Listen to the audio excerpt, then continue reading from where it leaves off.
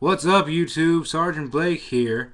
Today is April 30th, so if you don't know, Killzone 2 DLC is out today. The Steel and Titanium map pack is available for $6. Um, it's got two maps on it. One of them takes place on a bullet train where you're just moving really fast. There's lots of shit happening. One of the there's stuff there are hazards. Some things can fly that are coming in really low. They come in, take your head off.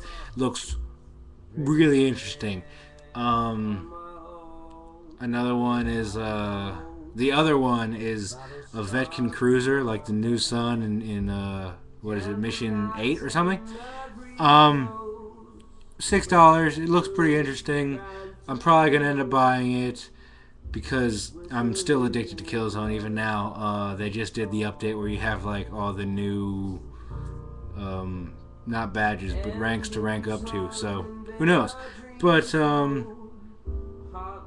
other than that, nothing really going on. On PlayStation side, there is the beta for Uncharted 2 coming out. Not coming out, but if you get if you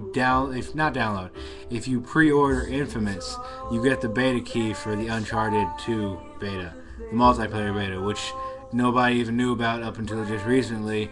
I've got mixed feelings on that. I don't First of all, I don't really think I want to buy Infamous just yet. I'm not sure if it's going to be worth it.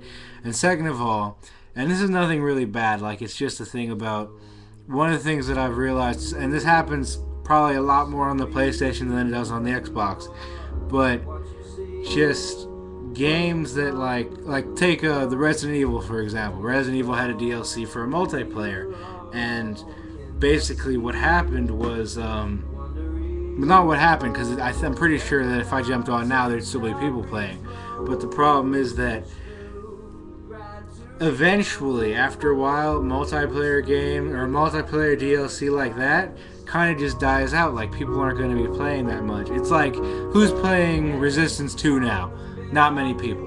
So what I'm saying is that if Uncharted, which was one of the best single-player experiences for the PlayStation 1, comes out with, for the PlayStation 3, comes out with multiplayer for its next game, then obviously trophies that will be geared towards, some of them will be geared towards multiplayer.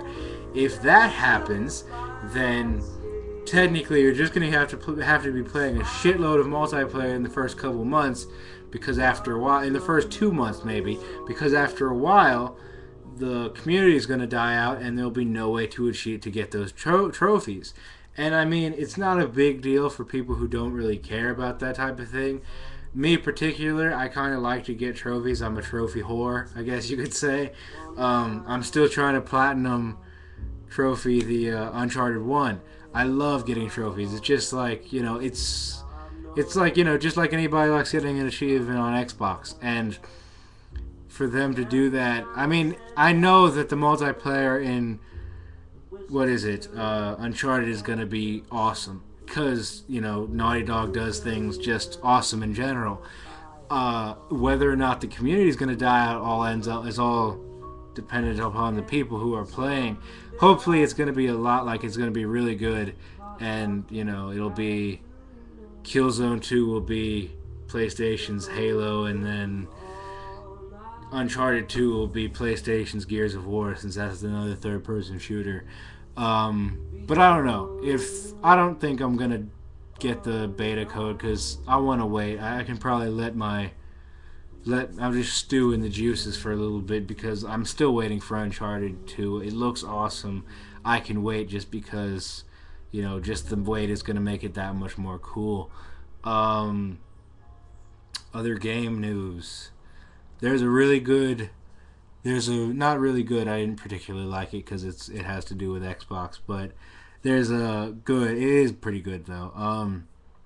It's reasons why the 720, the Xbox 720, should be coming out sometime next year, like November of 2010.